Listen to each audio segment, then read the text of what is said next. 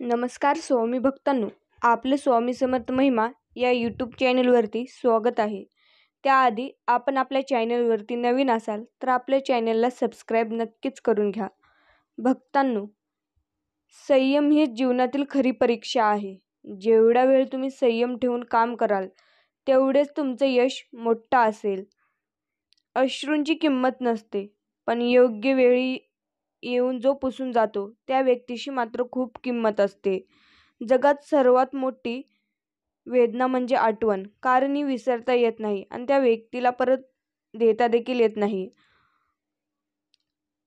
सांभाळणारून ठेवणारी हरवली की गुगल सुद्धा शोधू शकत नाही. देह सर्वांचा सारखाच, फरक फक्त विचारांचा. या छोट्याच्या आयुष्यात एवढे नाम कमवा की लोक तुमच्याकडे पर्याय म्हणून नाही तर एकमेव उपाय म्हणून पाहतील. झाडू जोपर्यंत एकत्र बांधलेला असतो तोपर्यंत कचरा साफ करतो, पण तोच झाडू जेव्हा विखुरलेला जातो तेव्हा तोच कचरा होऊन जातो. त्यामुळे एकत्र राहा. आई नावाची संपत्ती एकदा आयुष्यातून गेली ना, मग माणसाने कितीही संपत्ती कमावली तरी तो भिकारीच राहत असतो. जिव्हाळ्याची क्षणबुंद असल्याशिवाय कोणी कोणाच्या आयुष्यात येत नाही. जसे आहात तसेच राहा. नेहमी लोकांच्या आवडीनुसार बदलायचा प्रयत्न केला तर आयुष्यच कमी पडेल. कमाईचा अर्थ फक्त धनच मोजणे असा नाही, तर अनुभव, नाती, मान, सन्मान, वागणूक आणि संस्कार हे सुद्धा कमाईमध्येच मोजले जात असतात. स्वामी भक्तांनो, स्वभाव मनापर्यंत पोहोचला तरच आपुलकीचं नातं निर्माण होतं, नाहीतर ती फक्त ओळखच ठरत असते.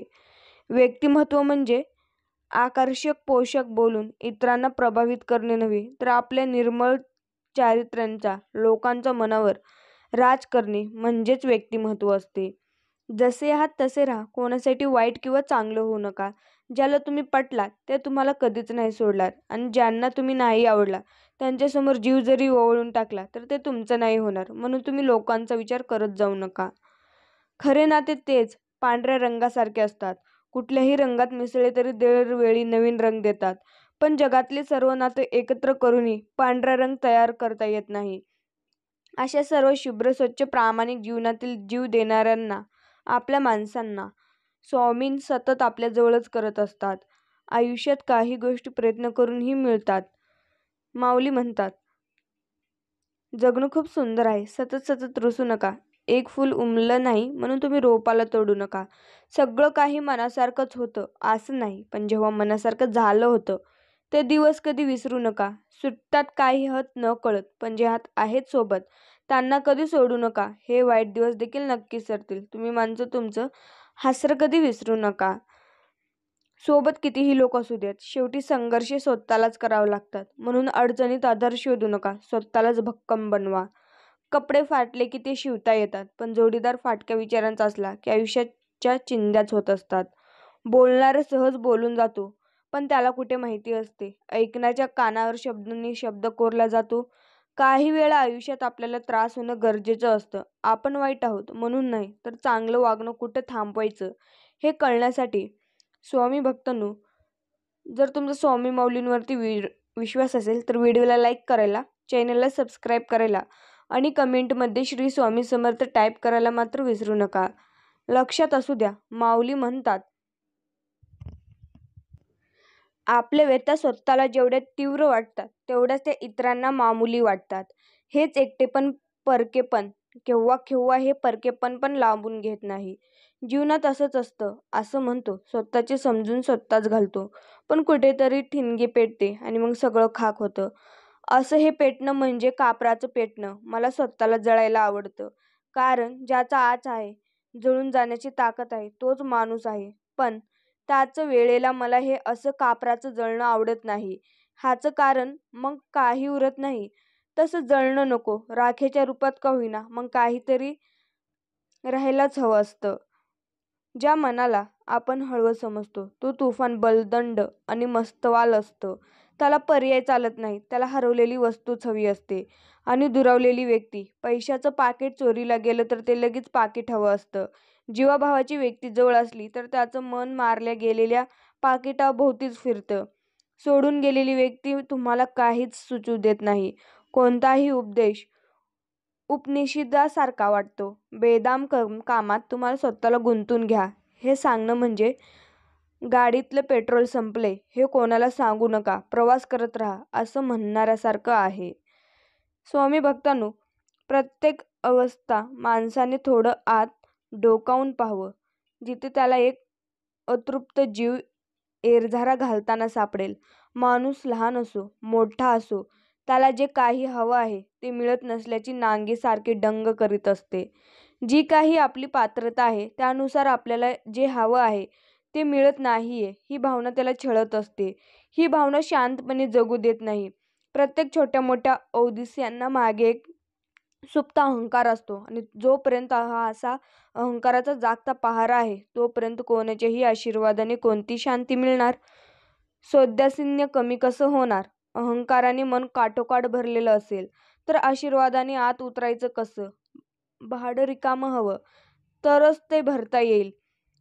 कवी म्हणतात, आठवल्याने एका वळीत ते सांगितले, जो हसला तो अमृत प्याला. हे अत्यंत सार्थ आहे. अहंकार संपला रे संपला की अस्वस्थ आणि आनंद व्यतिरिक्त उरतं काय? आपल्या शांततेच्या आड आपण स्वतःच येतो. हा अडथळा दूर होणं महत्त्वाचं. सहयोग म्हणतात. हा अहंकार मिटला तर जीवन प्रतिक्षणी पूज्य भावनाने व्यापून जाईल. राहत्या वस्तूत प्रतिदिन गंगास्नान घडेल. तुम्ही जिथं जिथं विहार कराल तिथे तिथे तीर्थस्थळ होईल. अर्थात हीच प्रचिती येण्यासाठी मूळ अहंकार गेला नाही तर प्रार्थना, पूजा, तीर्थयात्रा सगळं व्यर्थच आहे. किती विचित्र आहे हे जग. घरच्या माणसांची किंमत कळायलाही घराबाहेर पडावं लागतं इथं. जीवनचक्राच्या या अखंड ब्रह्मांतीत माणसाला एकच गोष्ट करता येण्यासारखी आहे, दुसऱ्या माणसांशी जोडलेले आपले नाते न विसरणे. त्याचे जीवन फुलावे म्हणून त्याच्यासाठी जे जे करता येईल ते ते करणे. नीट विचार कर बाळ. विश्वासाच्या या विराट चक्रात तू आणि मी कोण आहे? या चक्राच्या कुठलेतरी अरुंद पट्टीवर क्षणभर आसरा मिळालेले दोन जीव, दोन दवांचे थेंब, दोन धुळींचे कण, स्वतःच्या तंद्रीत अखंड भ्रमण करणारे हे आनंदी अनंत चक्र तुझ्या माझ्या सुखादुःखाची कशी कदर करू शकेल? मानवाचं मन केवळ भूतकाळाच्या साखळी दंडाने करकचून बांधून ठेवता येत नाही. त्याला भविष्याच्या गरुड पंखाचं वरदानही लाभलं आहे. आपलं घरटं सोडून बाहेर गेल्याशिवाय पाखराला आकाशाचा अर्थ कसं कळत नाही? एकाकीपणा वेगळं, एकांत वेगळं. परिसराचं मौन म्हणजे एकांत आणि परिवारात असतानाही पोरकं वाटणे हे एकाकीपण. एकाकी वाटलं तर मनसोक्त रडावं. अश्रू म्हणजे दुबळेपणा नव्हे.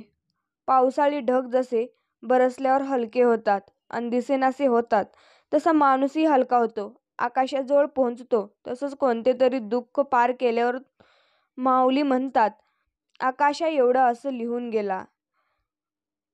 एखादी व्यक्ती जाता येता जेव्हा आपल्याला अपेक्षित नसलेली कमेंट करते तेव्हा त्यांचं फक्त नवल वाटतं. पण केव्हा तरी सगळ्या आयुष्यांचा पट उलगडून बसण्याचा क्षण येतो तेव्हाच त्या माणसांचे खरे विचार समजतात. पृष्ठभागावरून नुसताच वाहून गेलेलं पाणी किती आणि जमिनीचे धरून ठेवलेले किती हे बोरवेल खणल्याशिवाय कळत नाही. वर्ष संपले की आपण नवीन कॅलेंडर आणतो. काही वानसामानाबरोबर फुकट येतात. कधी कधी कॅलेंडरसाठी आपण अनावश्यक वस्तूही घेतो. प्रत्येक महिन्याला वेगवेगळं चित्र आलेलं, कधी जाहीर पण लावता न येणारं किंवा लावता येणारं भारी कॅलेंडरही आपण पळवलेलं असतं. कितीही आकर्षण म्हटलं तरी त्याचं नाविन्य किती काळ. नाविन्य इतकी चटकन शिळी होणारी दुसरी कोणतीही वस्तू नसेल. भिंतीकडेच पाहत आयुष्य घालवणाऱ्या रिकाम टेकड्यांना कॅलेंडर कुठलाही चित्र घालतं. व्यक्तिमत्व घडवणाऱ्या माणसांच्या बाबतीत तारखेचं चौकोन जास्तीच सचित्र असतात. प्रत्येक चौकोनावर वेगळं चित्र, वेगळा विचार, वेगळी प्रगती, वेगळं शिखर. तो पट जेव्हा जेव्हा उलगडता जातो तेव्हा समोरच्या माणसाला जाणवतं की प्रत्येक श्वासाचं दाम मोजून श्याम विकत घेणारी गदिमनाची नायिका आणि समोरचा माणूस एकच आहे. बुद्धी, मन आणि शरीरात दान करूनच ह्या माणसाने कॅलेंडरची काळनिर्णी केली. स्वामी भक्तांनो, एक मांजर सकाळी रस्त्यावर आलं. सूर्याच्या तिरक्या किरणामुळं मांजराला स्वतःची लांबपर्यंत पसरलेली सावली दिसली. मांजर म्हणलं, आज कमीत कमी एखादा घोडा मारून खाल्ल्याशिवाय भूक भागायची नाही. सूर्य वरवर येऊ लागला. सावलीकडे पाहून मांजर म्हणालं, घोड्याची काही जरुरी नाही, एखादी शेळी सुद्धा चालेल. सूर्य आणखीन वर आला. सावलीची लांबी त्या प्रमाणात कमी झाली. मग मांजर म्हणालं, एखादा ससाही चालेल. ऐन दुपारी सावली पायतळीच आली. तेव्हा मांजर व्याकुळ होत म्हणालं, फक्त एक उंदराचं पिल्लूच पुरे. व्याकुळकुळा व्यवस्थेत स्वतःची ओळख होते. ती वास्तवता स्वतःची ओळख. त्या प्रमाणातच प्रत्येकाची पूर्णतत्त्वाची व्याख्या वेगळी असणार. एखाद्या कलाकृतीत कोणत्याही माणसाला कुठलाही पर्याय किंवा बदल सुचवता येत नाही, तेव्हा ते पूर्णतत्त्वच असते. स्वामी भक्तांनो, जर तुमची काही अडचण असेल तर कमेंटद्वारे आम्हाला नक्कीच कळवा किंवा कमेंटमध्ये श्री स्वामी समर्थ टाईप करायला मात्र विसरू नका. भक्तांनो, आणि आपल्या चॅनलला सबस्क्राईब केल्याशिवाय जाऊ नका. स्वामीचं तुम्ही मन दुखवू नका. रोज स्वतःला सांगा, आजचा दिवस सुंदर आहे. मी रोज जे काही करतो किंवा मला वाटते त्यापेक्षा मी बरेच जास्त काही करू शकते. नुसती काळजी आणि दुःख करून काहीच नाही होणार. मी स्वतःला झोकून प्रयत्न केले तर मी नक्कीच समाधानी होईल. रोजचं असे क्षण असतात जे आनंदाने भरलेले असतात. आज मी स्वतः आनंदी राहीन आणि इतरांनाही आनंद देईल. जीवन सुंदर आहे आणि मी ते अजून सुंदर करणार. येणारे दिवस आनंदानेच घालवणार. चंदनानं चंदनानंच असतं. त्याला ग्रेड्स नाहीत, डिग्री नाही म्हणून अहंकार नाही, म्हणूनच गोंगाट नाही. हे ते नम्र असतं. उन्हाप्रमाणे चंदनाजवळ तरतभाव नाही. हे जितकं प्रखर तितकं सौम्य. चंद्राइतका औदार्य माणसाने मिळवता येईल का? अमावास्येला स्वतःचं अस्तित्व न दर्शवण्याचा निरहंकार फक्त चंद्रासारख्या महान ग्रहाजवळच असू शकतं. माणसं चंद्रासारखी शीतल का होत नाहीत? एकच कारण, ती चंद्राची अपेक्षा करतात, रात्री झोपा काढतात, एका चतुर्थीत सगळं देणं चुकवतात. त्यालाही भक्ती किती आणि अहंकार किती. उपवास करण्याचा परिवारावर एक अनामिक पगडा असतो, दडपण असतं. चंद्राची शीतलता उचलणं हेच व्रत. त्याच्या शीतलतेचं अनुकरण केलं तर घरात चांदणं पहुडेल. पण त्या शीतलेशी अनिष्ट मैत्री हवी. ती झोपून कशी मिळणार? त्यासाठी हे असं चांदण्याशी सांधन जुळवणं पाहिजे. समुद्रासारखा जीवही चंद्र दिसला की झोपवतो, मिठाला जागतो. पण माणसं अशी थंड का? ती शांत असतील तर उत्तम, पण ती थंड म्हणजे निर्विकार असतात. लक्षात असू द्या, पाणी म्हणजे H2O. इथंच सगळे थांबलेले आहेत. मूर्ख म्हणून नव्हे तर जाणकार म्हणून थांबले. पृथक्करण पाण्याचं करायचं असतं, तहानेनेच नाही, त्यांना समजलं म्हणून. कोणता आनंद क्षणिजीवी नाही. दोन्हीतच लांबीच्या जिभेवर पदार्थ असतो, तोवर चव खाल्ली उतरला की घास. सुगंधातच नातं नकाशी घशातून गेल्यावर ती फक्त हवा. खरं तर सगळ्या पंचेंद्रियाचं नातं रासिकतेशी नसून तृप्तीशी असतं. तो क्षण संपला की रसिकता संपली. इतर अनेक गरजांप्रमाणे तृप्ती ही जी एक गरज आहे, जो गरज आहे त्याला व्यवहार सांभाळायला लागतो. व्यवहार नेहमी साधतो तसं नाही, ते सत्यासारखा कडू असतो. ज्या मनात रसिकता असते त्याच मनात कुटता निर्माण होते. सध्या एकच वर्तमान काळ सांभाळ. निर्णय घेता न येणं ह्यासारखा दुसरा घातक दोष नाही. निर्णय न घेता येणं यापेक्षा चुकीचा पर्याय घेणं अधिक बरे. चुकीचा निर्णय घेणाऱ्या माणसांच्या जीवनात यश मिळवलेले आहे, परंतु जो निर्णय घेऊ शकत नाही त्याचे मन हे करू की ते करू ह्या गोंधळात गुंतलेलं असतं. मात्र हा मनुष्य कितीही यशस्वी झाल्याचे ऐकवीत नाही. त्याला कृती करता येत नाही, आणि ज्याला कृती करता येत नाही त्याला कोणत्याही क्षेत्रात यश हे मिळवता येत नाही. किराणा दुकानात गाड्यांची पेटी घ्यायला गेले होते. गाड्या तेलासाठी भली मोठी रांग होती. माणसे मुंगीच्या पावलांनी पुढे सरकत होती. दुकानदार डोळ्यातले तेल घालून थेंबाथेंबाचा दाम दरपट्टीने वसूल करत होता. तेवढ्यात त्या रांगेतल्या एका फाटक्या पर्कल पोकळ्यातल्या पोरीचा नंबर लागला. तिने दुकानदाराकडे मातीची पंती ठेवली. दुकानदार तेलच भाडं कुठाय म्हणून खेळसळला. ती म्हणाली, एवढं पंतीभर द्या. अगं, दिवाळीला अवकाश आहे, पण पंत्या कसल्या लावतेस पोरगी? पण दारिद्र्य धिट्टाई शिकवते. लगेच सावरून म्हणाली, दिवाळी कसली, खायला त्याला द्या. त्या पंतीत दुकानदार म्हणाला. मुलीने हातातले 10 पैशाचे नाणे टेबलवर ठेवले. एवढ्यात पैशात किती बसतं ते द्या. अगं, 10 पैशाचं तेल द्यायला माफ कुठलं आणू? मग आमच्याकडे 5 पैसे आहेत. तिने आणखीन 5 पैशाची सोय केली. पोरीची पंथी तरीही पुरती भरली नव्हती, कारण तिच्या घरी पंथीहून अधिक मापाचे खायचे तेल परवडत नाही. आता पंथीचे आणि माझे नाते दिवाळीच्या रोषणाईचे होते, ते तुटून गेले आहे. पंथींची आरस पाहिली की आमच्याकडं 10 पैसे आहेत म्हणणारी ती मुलगी नव्हे. एक प्रचंड आक्रोश मला ऐकू येते. स्वामी भक्तांनो, माऊली म्हणतात, कधी कधी एखाद्या गवयाचा सूर लागत नाही ऐकणाऱ्यांना आणि सुरांचा जीव घेत त्याच प्रवास सुरू असतो आणि मध्येच एकदम अनपेक्षित एखादा गंधार किंवा पंचमाचा मूर सणकण लागतो आणि मैफिल चमकून जागी होते. चटण्या कोशिंबिरी हे देखील असे अचानक लागणारे खणखणीत सूर आहेत. लक्षात असू द्या, माऊली म्हणतात.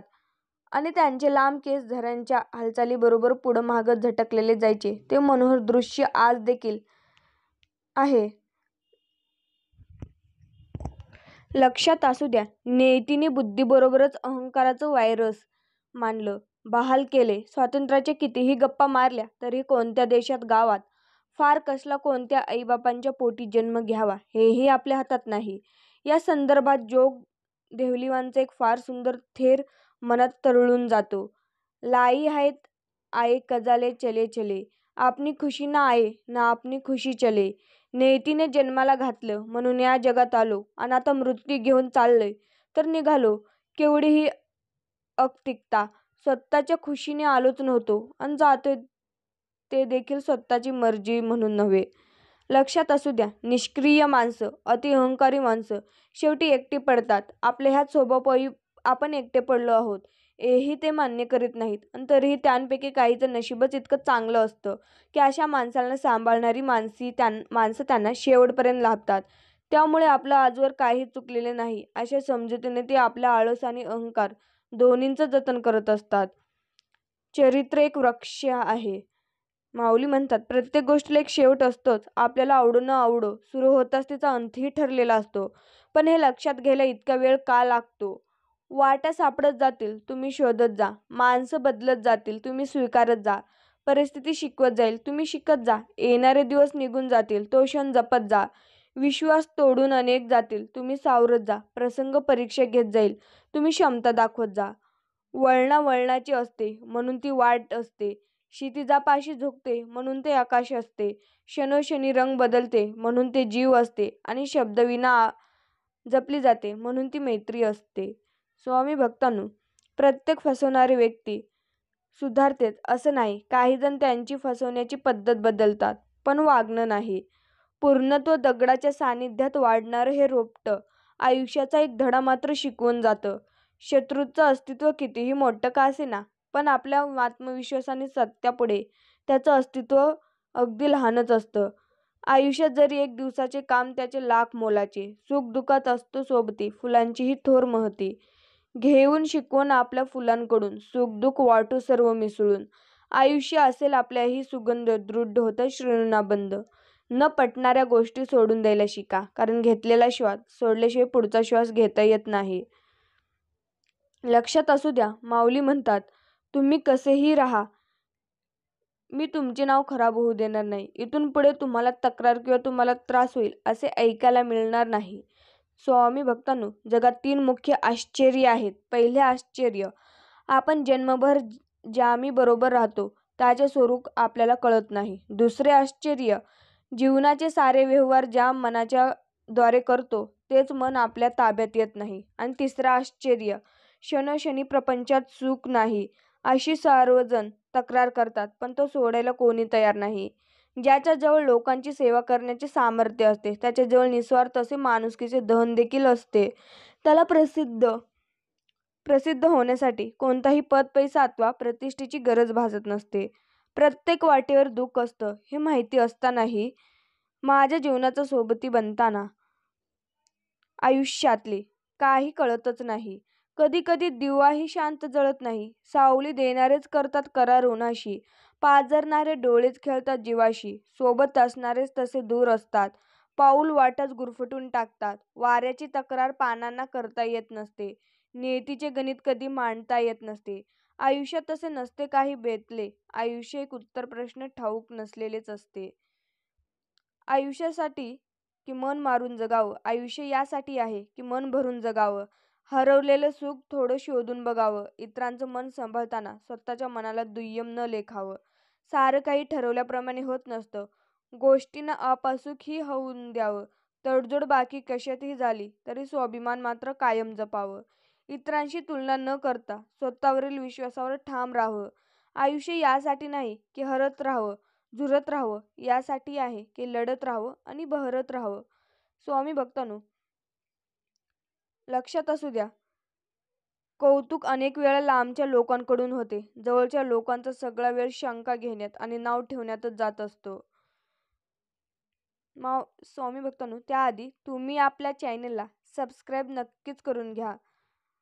स्वामी म्हणतात, पुन्हा नव्याने सुरुवात हे निसर्गाइतके सुंदर दुसरे कोणीच करू शकत नाही. म्हणावं सर्वांना, मी मजेत आहे, सगळ्या मनासारखंच होईल असं नाही नसतं. कोणी क्षणभर भेटून कायम हृदयात राहील, तर कोणी अवघं आयुष्य सोबत घालून थोड्यासाठी कायमचेच निघून जाईल. राग धरून तरी कुठं जायचं आपल्याला, म्हणून म्हणावं सर्वांना, मी मजेत आहे. कोणी आयुष्यात येऊन खूप जीव लावतो, कोणी आयुष्यात येऊन जीव घेऊन जातो. आयुष्याचा प्रत्येक क्षण आपल्याला काही ना काही धडा शिकवून जातो. ज्यांनी आपल्याला खूप काही शिकवले, तो सर्वांना आदराने नमस्कार करून म्हणावं सर्वांना, मी मजेत आहे. कालचे मळलेले कपडे आज पुन्हा घालण्याची, मग कालच्या आठवणींनी आपला आज का म्हणून वाया घालवायचा. कपडे बदललो तसंच विचारही थोडे बदलायचे. आपण आपल्या मनाला समजावायचे आणि म्हणावं सर्वांना, मी मजेतच आहे. लक्षात असू द्या, हिशोब आयुष्याचा अजूनही बाकी आहे. विनाकारण जेव्हा अपमान सहते आहे, कळतंय आयुष्याचा हिशोब अजूनही बाकी आहे. प्रयत्नानेच ही भोगावी संपत्ती संपत नाही. रात्र चांदण्या मोजताना दिवस उजळलेला आहे. ठेवलेल्या माझ्या पावलांना म्हटलं, जरा धीर धरा पावलांनो, असे कधी हिंमत हरू नका. हिशोब आयुष्याचा असूनही बाकी आहे. आयुष्याने गाजावाजात टाळ्या ते जगणं माझं बाकी आहे. इतका हार मानणार आहे मी. हिशोब अजूनही बाकीच आहे. स्वामी भक्तांनो, लक्षात असू द्या, पैसा पैसा पैसा, अरे तू ऐसा कैसा. माणसं तडजोड क्षणात होताच नव्हताच करतोस. तुला मिळवण्यासाठी राब राबायचं, उभं आयुष्य खस्ता खाऊन जगायचं. तू वाचलास तर कुणीही ओळख दाखवतं, नाहीतर एकटंच कुठंच जगायचं. अरे तुझ्या पुढे नाही माणसांचं मोल, तुझ्याशिवाय ठरते माणुसकी फेल. पृथ्वीसारखी दुनिया फिरते तुझ्या पुढे गोल गोल, पण गरिबाचं आयुष्य होते मातीमोल. कसा उभा राहू तुझ्याशिवाय, तुला मिळवण्यासाठी जगता मी कष्टप्राय. याला नाहीच का नाही तरुण पाय, तो देईल मला खरा आनंद जगाय. माणूस नावाच्या सजीवात मन नावाचा कपराव असतो. असंख्य गोष्टीचा दडलेला तिथे खजिना असतो.